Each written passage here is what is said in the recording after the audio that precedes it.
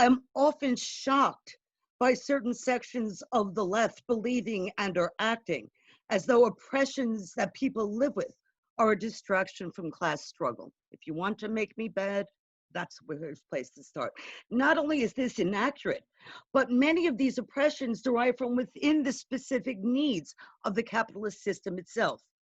Those that live with these oppressions not only suffer the exploitation that exists for all working class people, more often than that, the extent of the impact of oppression not only makes political and social inequalities worse, but additionally, those facing oppression often wind up in economic situations which are based in more undervalued and often highly exploitative employments. And hence they face difficulty even accessing parts of what are considered the normal workers' consumption bundle of others who do not have the same type of oppressions. You know, one of the things about oppression is that being one more rung on the ladder has been a very effective tool for divide and rule in the societies we live in. And that means that we must be fighting against the impact of racism, sexism, and misogyny, disableism, and homophobia and transphobia. These forms of oppression mostly have a specific material basis in the capitalist system. However, some of them as well relate to the impact of cultural norms and religion, which of course serve the role of ensuring the continuance of these inequalities and norms. Now, everyone is aware of the obvious fact that there are class differences among the oppressed, okay? The demands for equality in that context must be supported as oppression affects access to housing, employment's basic civil rights. So for example, if we look that others who aren't oppressed don't have. So let's take a look at Jim Crow laws in the States because they're very important. The Jim Crow laws did not prevent white working class people from voting. It didn't prevent them from accessing guaranteed civil rights that were from the Constitution. It didn't prevent their children from attending schools, even if the quality of working class schools and housing might not have been a good one. What they were given is they were afforded access and power, which were denied to Black Americans.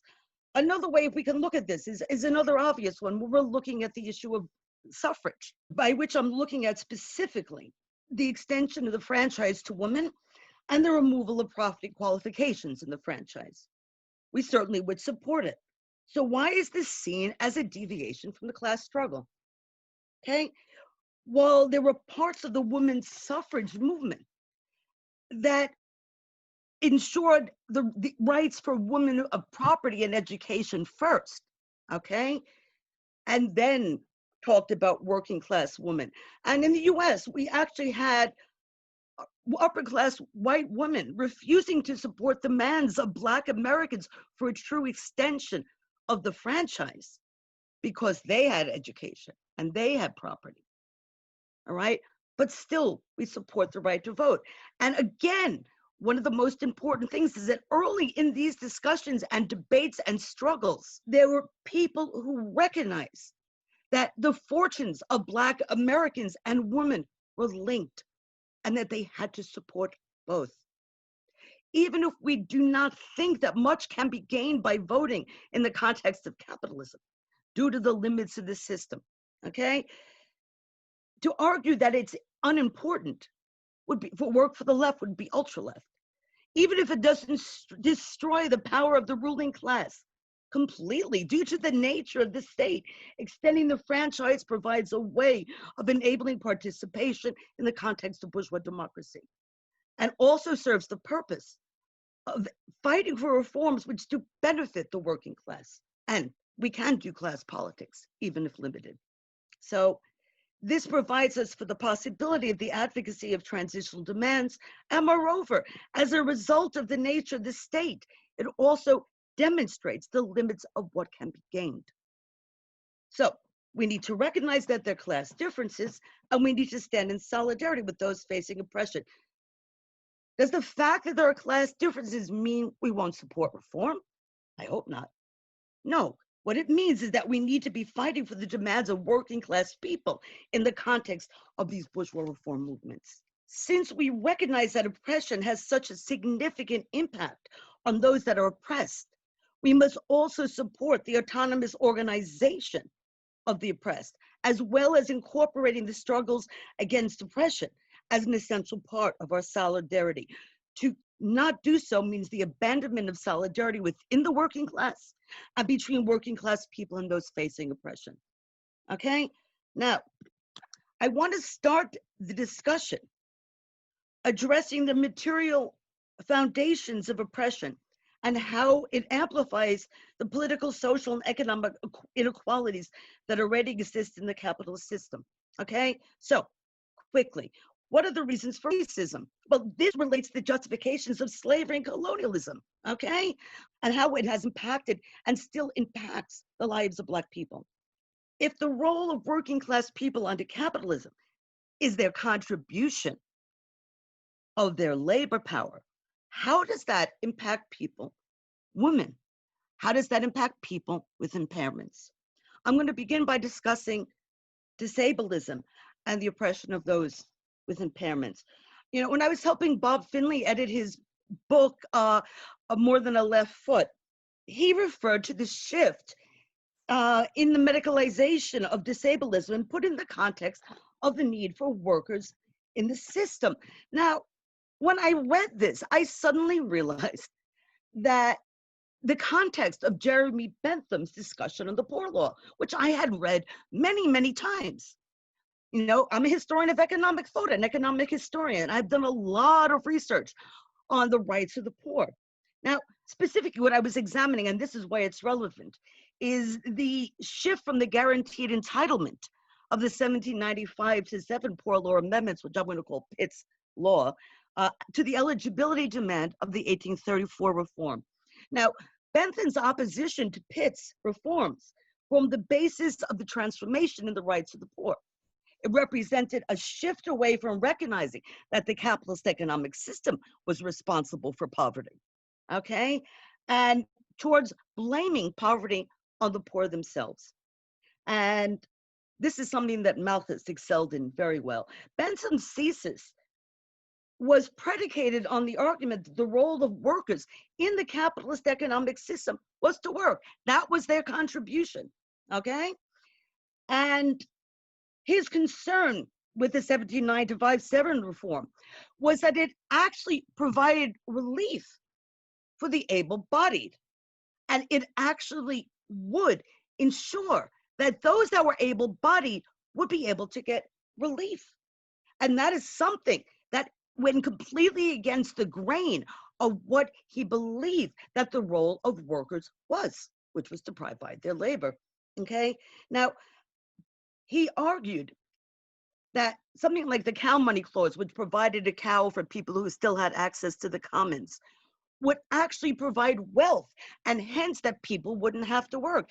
And if people don't work, what does that mean? It means that the system is in big trouble. So he begins by viewing work as an unpleasant thing in itself, and that people would shirk from it to avoid it. Bentham raises the problem that able-bodied people could get this funding from the poor law, so hence would not have to work for their income. Now, this was part of addressing the problem of seasonal agricultural work, but anyhow, it was something that Bentham opposed. So what he did is that he argued that able-bodied people should work, otherwise they become a drain on the society, okay?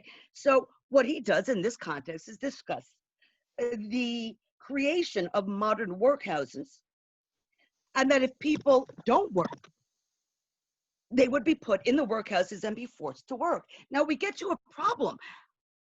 What is it about people with impairments? How do they fit into the context of the capitalist economic system? Working class people have to work. So what Bentham does is he puts forward this whole massive classification. And he says that people with impairments have the right to relief. However, so do children.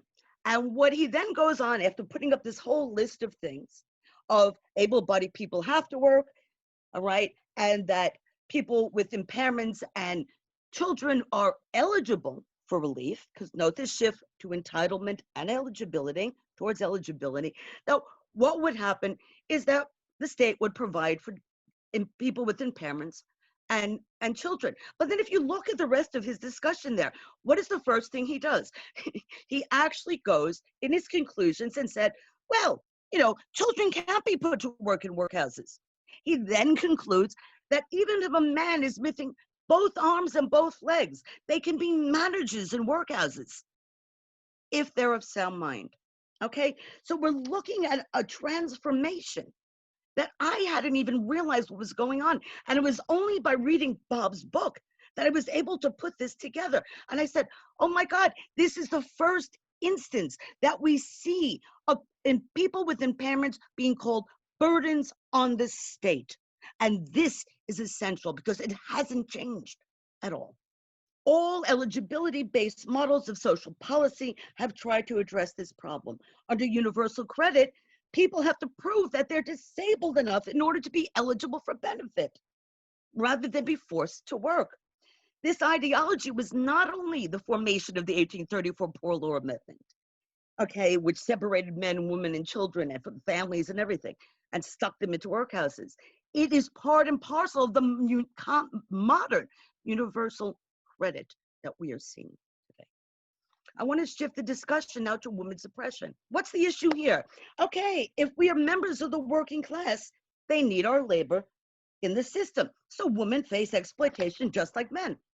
But there's another very important issue, and that is our role in social reproduction. Due to our physical role in bearing children, women have, unfortunately for a large part, the social task of bearing the primary responsibility for ensuring the social reproduction of our respective classes. For upper class women, it relates to passing on inheritance and raising children for their future roles. They have lots of help doing that, okay? But this is important because all women, irrespective of their class, have this role. For working class women, they're not only physically reproducing the future working class, they are socializing them to prepare them for their future role as workers. Moreover, we have additional responsibilities because our role is not only relating to physical reproduction, all right? And we need to understand something about the capitalist economic system in which where labor power itself becomes a commodity. As a commodity, it must be produced and reproduced. And this not only relates to producing the goods and services that workers consume, this relates to reproducing that whole class of workers. To understand this role, we need to understand Marx's notion of socially necessary labor time. That is the part of social production in which the subsistence and reproduction, underlie that, of the working class, and hence the reproduction of the system itself, because this also includes other goods that were used up in previous production processes. Part of socially necessary labor time is produced in the capitalist production system itself. So goods and services that entered the working class bundle or consumption bundle. However, part of the production of socially necessary labor time actually occurs in the homes of working class people, and that is still predominantly done by women. So what does this include? It includes the maintenance and care of the family home, making certain that those who are working have time to rest and recover from work. That should apply to women, but somehow along the line that gets missing, all right? So that they're able to go into the next day of work. There are certain tasks that are involved in this labor in the home. It's caring for our families and extended families that either cannot work or can no longer work. Children, those with impairments, elderly members of the family. It includes the socialization and education of children. It includes nursing, cooking, cleaning of the family abode and its members, and also nursing to those that are sick. All of the work that's done in the home, predominantly by women, is unpaid labor. Essentially, women are responsible for a portion of the production of socially necessary labor time, and they're not paid for it. Our unpaid labor saves the capitalist class a nice bit of money. If they had to pay for all this labor, that would mean a larger portion of the working day or the social production process would need to be devoted to socially necessary labor time, and hence less time would be available for the production of surplus value, which is where profits derive from. Now, what's essential to understand is that while this work presents itself individually to women doing this in the home, it is actually part of a socially necessary labor time. And this part of social reproduction is still done at home, although parts of it have been socialized, like education. Now, this type of work is often referred to as traditional women's labor, and it is seen as natural that women do this unpaid labor. But the existence of this need for traditional women's labor in the home is a problem in more than one way. Women's labor is also needed in the capitalist production process. So what has happened is that parts of this labor have been socialized. Education is essential and it serves many purposes. It trains the future working class in the skills that it's going to be that are needed for their future as being useful to the capitalist class, and it frees up women's labor from working at home and gets them into paid employment, okay, where the capitalists can use their labor power. Numerous inventions and transformations have been created to reduce the time required for women to actually do this task at home. Think of hoovers, cookers, irons, the microwave, ready cooked meals, okay? But also let's think of another thing. Let's think of the production of services in the social welfare state, like care work, care homes, creches, healthcare. And again, let's talk about education. How do we address something like this, which is so endemic to the system? If we're talking about the socialization of parts of women's labor at home, like for example, in the care sector, how are we able to address this situation where women themselves are basically doing this work for free, and at the same time, when they enter the labor market, they often are doing the same work in the labor market because that is what is traditional women's labor. And because it is done at home for free, and because work that is done at home does not produce a surplus, and these types of good production services themselves do not naturally produce surplus value. Women's labor in traditional women's sectors that are done in for paid labor are undervalued and underpaid, okay?